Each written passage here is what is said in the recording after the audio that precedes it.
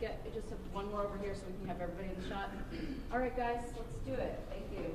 All right, good. Is it still morning? Good morning, everyone. Thank you all so much for being here. I also want to thank everyone that's standing to my left and right. These are individuals from our community who are trusted, who are respected, who are often the ones working to address gun violence in our community, mental health crisis in our community. They stand firmly on addressing public safety in our community, and we talk not only when there are good times, but many of us have been together and fighting for our communities during very challenging times. So I just want to thank my community partners standing with us today. So I stand at the intersection of Albany's past and future, and I stand on a very strong foundation. This city has really good bones, very strong bones, and I don't think there's anyone who would argue with that. This is a city that so many people feel connected to in so many different ways. Everybody has their own unique Albany story. And I'm sure if you ask everyone up here, you'll hear some similarities, but you'll hear some key differences. But everybody has their own Albany story. Whether their families have lived here for generations, whether they once lived here and moved away, whether they came here from around the world or passed through as a student or came here for a job, almost everyone has their own Albany story. Those stories are usually ones of pride and affection for our great city.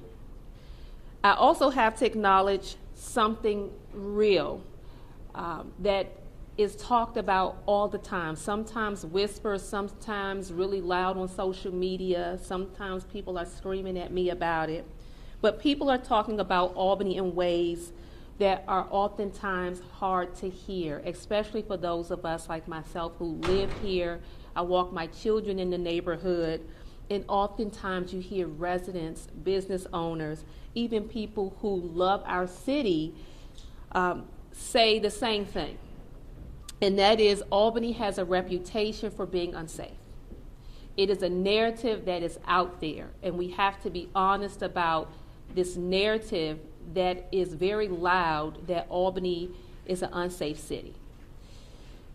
Even as Governor Hochul was just here this week, she visited Albany and showed us some very promising data. We talked about promising data in terms of statistics that show gun violence and crime being down in our city. That is real.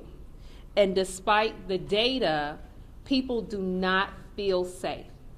And we can no longer just point to percentages and expect people to feel safe. People are talking about things oftentimes that they hear via the media or a friend has said or an incident that's happened in our city, and those become the talking points about Albany and safety in our city. And that's why we essentially are here today.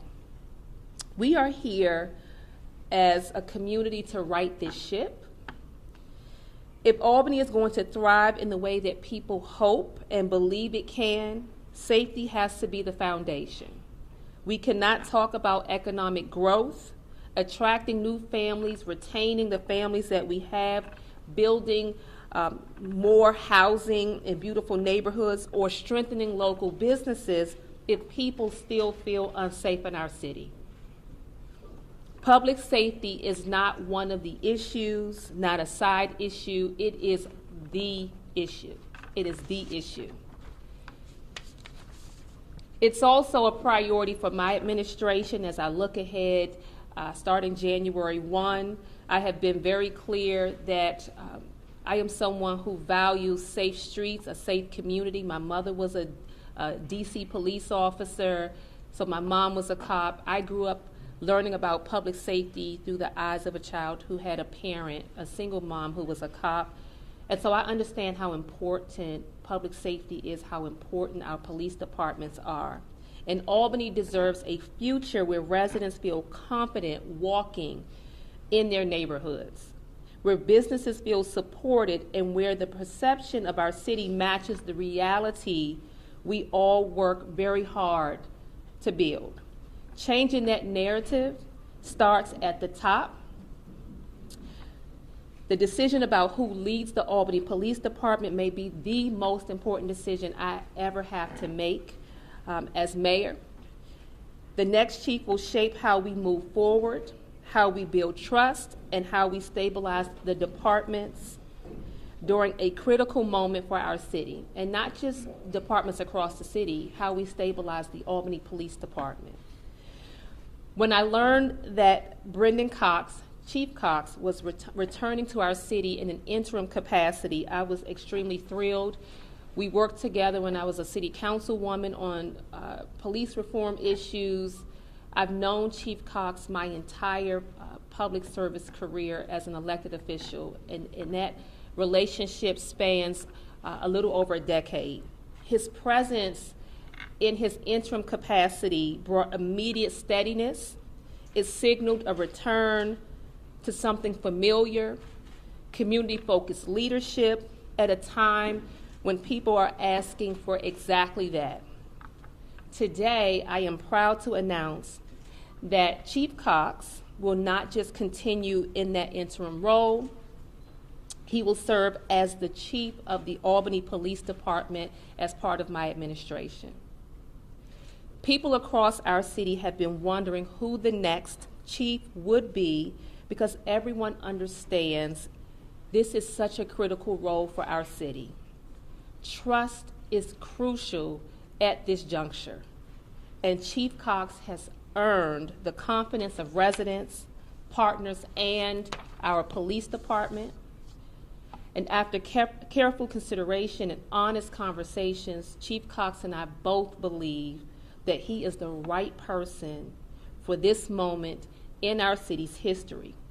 His experience, his commitment to reform, and his understanding of our neighborhoods give us a strong foundation to move forward and right the ship that we've been talking about. I'm going to briefly talk about my confidence in Chief Cox, and then I'm going to allow Chief Cox to say as many words as he would like, not just a few words. But for me personally, Chief Cox has shown openness to reform and a clear commitment to independent community oversight. He has a track record of that. He understands that public safety depends on trust, transparency, and respect. I know that he understands that, but I've seen it in action, not just for a week, not just for a month, but over an extended period of time. He listens to residents and values collaboration, and that's the approach that our city needs right in this very moment.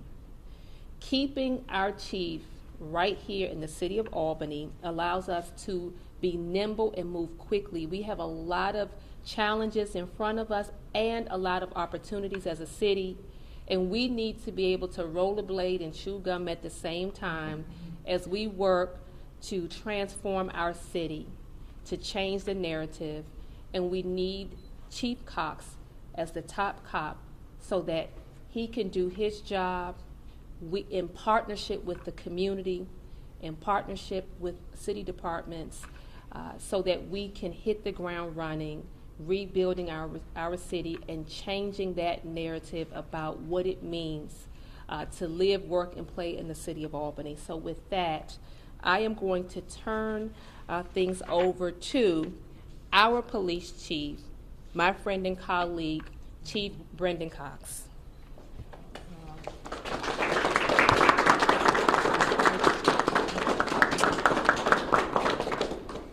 So, first and foremost, I really want to thank Mayor-elect Dr. Clears for really just everything that she's done for the city. Her leadership since the day we met has been amazing. We have worked on so many different things. Back in the days when we started to work on the relationships between our officers and the residents of the city, and especially young men of color of the city. That was a time I remember us just being able to get into a room and say, how do we get something done? How do we get our officers together with our residents so we don't have some of the negative interactions and some of the negative things that have happened around the country. We don't have those happen, and we were able to accomplish that together. When many things were happening in St. Louis and other places 10 plus years ago, sorry, I won't age you, I'll age myself. Okay. We did not have those things happen, and that did not happen because Dr. Apleers was able to help bring the community together, bring our officers together, and come up with innovative ways to say, let's get people together and let's do something different. So it's really an honor of mine to be able to be asked by Dr. Apleers to stay on as chief. So I truly appreciate that. I look forward to continuing this. You know, when I look at my career and I look at my time here in the city, this is the city I love. This is the community I love. The women and men of the department, I am honored to serve. I'm honored to work with them. They do amazing work every day. They love this community. They ultimately want leadership. And I know that they are looking forward. They've loved working for Mayor Sheen, and I know they are looking forward to working for Mayor-elect Apleers. I think this transition is going to be great.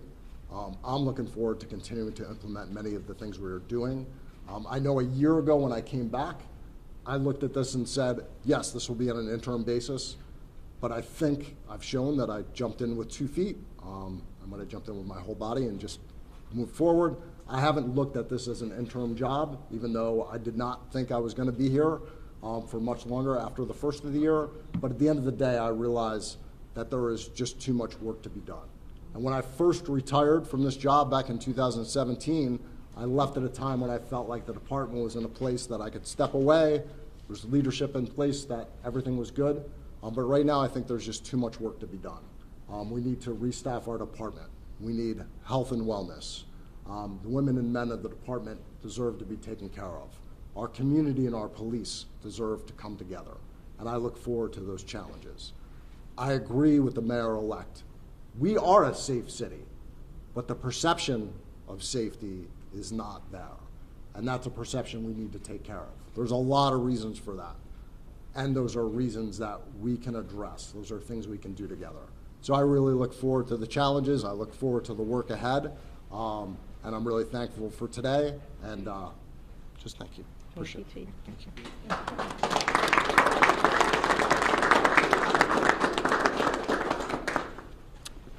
So with that, we will be engaging with community. We had a breakfast with some of the community partners standing with us, and some in this room. Public safety involves the community, not just the police department, but community is essential to an ecosystem that supports public safety in the way it's intended. And so again, I want to thank the partners standing with us here, those who have met with us, those who we will meet, because I understand from my tenure that things happen. Those tough times will come, but we get through them and we navigate them when we have strong collaboration and partnership. So the community will have opportunities to engage with Chief and I. We are taking this show on the road. We will be hosting a series of meet and greets across our great city on January 9th from 8:30 to 10 a.m. We will be at the Pearl Street Diner. It will give community members the opportunity in an informal way to come in and say hello to myself and our chief, to ask questions, to share concerns. We want to make this as community friendly as possible, and we want to come out to our community, touch them, talk to them, and hear from them.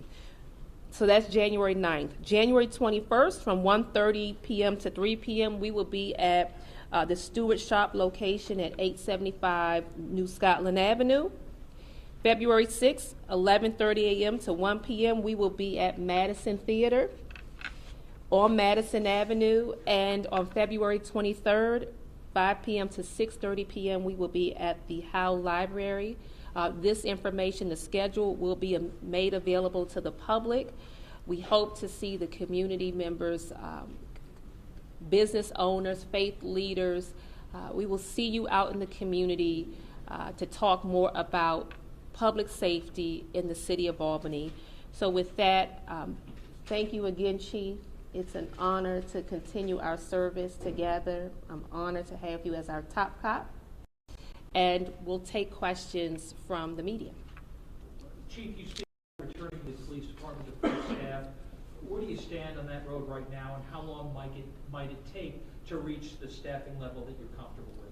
So, it's going to take some time. I mean, in order to be able to get back to the staffing levels we need to get to, it's going to take time, because as we hire people, people are still eligible to be able to retire. People are going to leave. But we have a plan in place. We ultimately just graduated 11 people last week. We have 15 people in the academy now. We're waiting for a list to come out, a civil service list of a test we just gave. We have a plan in place to be able to hire right away, regardless of whether or not we're ready to start an academy, so that way we can start training people. And we also have some plans in place to change the way that we do our hiring so we can expedite the process. Do you think the perception of the public that the city is unsafe is because of the short staff? I think there are an array of issues out there. I think we need to message some things a little bit better. I also think that people see mental health issues, people see substance use issues, and I think sometimes they believe that those issues have to do with violence. I also think people listen sometimes, and you guys are traditional media. I sometimes think people see social media and just automatically jump on social media and think that in their mind things are not safe. So I think there's sometimes we have to make sure we're messaging things the right way. Chief Cox, now that you are no longer the interim and you will be the official chief moving forward, on January 1st, what changes for you, if anything, and what is kind of the first order of business now that it's official? So, like I said, I didn't come in and just tip my toe in the water. I think if you talk to any of the staff at the department, I don't think anybody felt like I came in and acted as an interim. So, one of the things that we'll continue to do is certainly recruitment and retention. Priority is also health and wellness. One of the things that we have is we have a new director of health and wellness. That's a position we've never had before.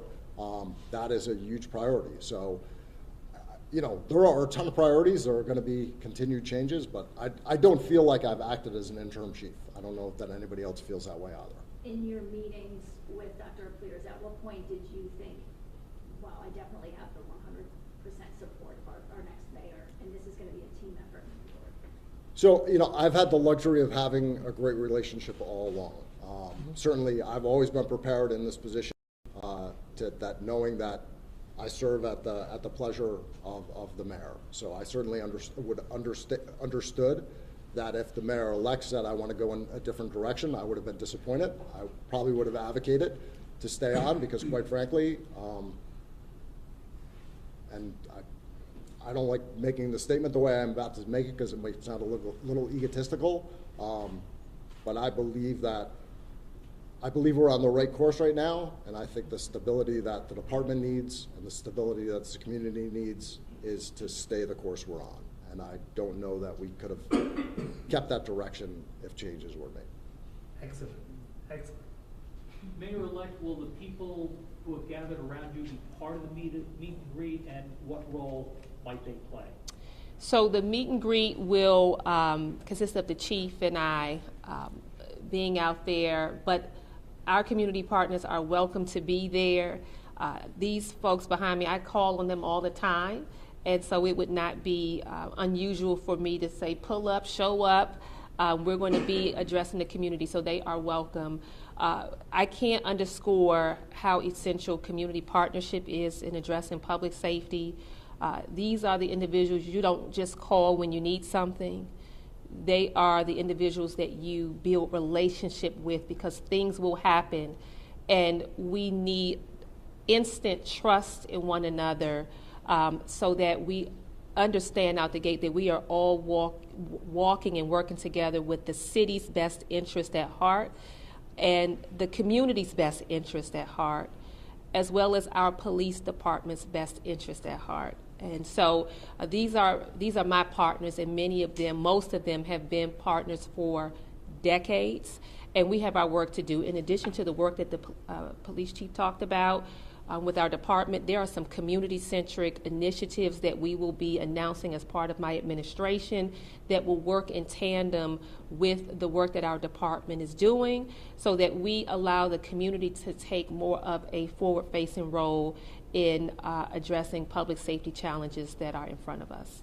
Dr. Clears, how important is it for you to get that message out there that you do support the Albany Police Department, that this is a group effort, especially being the daughter of a former police officer? I remember having that conversation with you over at the station, but this is a really difficult time still to be a police officer. So how important could that message be coming from the top that we support this department?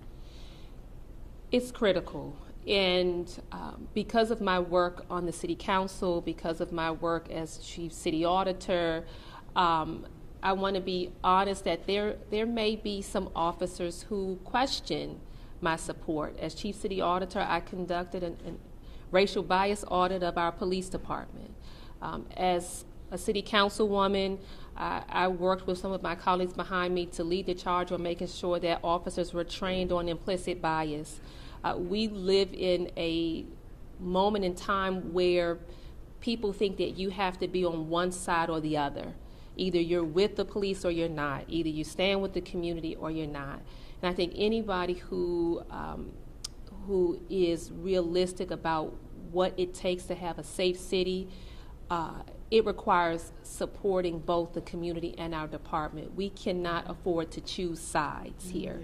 And so what I want to make really clear to our police department is that I support our officers. They have a tough job, and as I shared, I watched my single mom walk the beat. She worked extremely hard, and we didn't often know if she was going to come home. That is a real reality for families who have first responders. And so health and wellness is so important. And so I will not only in today standing here at this microphone, but in action, doing my very best every day to show, because people trust you when you demonstrate it in action, that I am here, as I've said, 10 toes down to support our officers in the important and very hard work that they do each and every day. Excellent response, Mayor. Thank you. Chief Cox, are there any specific reforms you're looking to introduce going forward? Well, you know, that's something I'll work very closely with the mayor-elect, but I mean, I think we've already gotten a lot of things off the ground, including the community advocacy response team, which I don't look at as a reform. I look at as recognizing that we need to be innovative. We need to recognize that there are things that we need to, one, make sure we provide the appropriate resources for our officers to recognize that they don't need to go on every call for service, and two, we need to make sure we have the right response for our community members that might be in need and get the right resources for them. I'd love to talk about the CART program. How are you hoping to expand that with the new administration? So, I mean, I think, you know, one of the key things is before we talk about expansion, we need to make sure that we're going in the right direction, that we're responding in the right way. So I know everybody wants to run 10,000 miles an hour, but I want to run 100 miles an hour before I get to 10,000 miles an hour. So we just started. We got off the ground in September. We are now working from 8 a.m. to midnight. We're looking to make sure that we do it all right. So we've gone from a co-responder initiative to also including alternative responder. So we want to grow that. We do want to get to 24 hours a day, 7 days a week. That's going to take a lot of work. We need to make sure that we're working with professionals from around the country, learning from what they're doing. But again, I think it's very important whenever we have an initiative like a co-responder or alternative responder model that we're doing it right before we just start trying to do things just to be able to say we're growing it. So we need to make sure that we're ultimately studying what we're doing and making the appropriate tweaks as we move along. There's been some conversation about possibly looking into having young folks of a certain age putting some sort of curfew in place. Is that something that you would consider with regard to public safety, or something you're still talking about, or is it not something that you want to consider? It is still a conversation. I've had the opportunity to host, in partnership with some colleagues on the city council, community meetings to assess our community's appetite for a curfew. There are other municipalities like DC, like Baltimore, who have adopted these curfews via policy, and the verdict is still out. We have some community folks who really support a curfew. They feel that, and I firmly believe after a certain hour, young people should not be on the street. I don't think anything good comes from having a young person, a minor, out on our streets really, really late at night. That being said, we have some residents and community leaders who feel otherwise. They feel that the curfew model is very punitive. And so what we've been talking about is a model that is not punitive in nature, but a model that allows us to intervene with a young person who is out at an odd time of night, and to be able to check in with that young person to say, are you hungry? What's going on at home? And be able to take them to a safe space. And so in this year's budget, Mayor Sheehan allocated $500,000 to youth safety and support hubs. And this is the first step in exploring not only will the city adopt that legislation, but how we plan to model these youth safety and support hubs to support our young people. So to be continued. Any other questions? Throughout your process, has there been full support on all fronts, or have there been some disagreements that are meant to be hashed out later between the two of you? I would say between the chief and I, we were pretty much in lockstep on one accord. So nothing that comes to mind in terms of needing to be hashed out between us. But what we've been candidly talking about with some of the folks behind us, some of the community members behind us and community leaders, I am not naive to think that there are some residents and business owners and stakeholders who feel that they are not at a place where they can trust our department. There have been things that have happened that honestly counter trust. And so we have some unfinished work to do to continue to build trust. And I think I would be remiss if I did not acknowledge that there are residents who rightfully so expect more from us to further repair relationships. And we are not perfect, and we do have work to do in that regard. Chief? Yes. Last question. Go ahead, last question, please. Dr. Flares, if you could say one thing to the community about your transition into mayor office, what's one thing you would say? I would just like to say to the Albany community that I am deeply honored to serve. Chief Cox talked about him feeling honored to serve. There are oftentimes people who get into public service for a variety of reasons, and oftentimes they're not service driven. So I want the community to know that it is my deep honor to serve as their next mayor, and what you will always get from me is someone who is listening, learning, open to making changes, because this is not my seat, it's the people's seat, and I am very clear on that, and I am here to serve the people of Albany. So again, I am honored, and I look forward to serving as your next mayor. Thank you.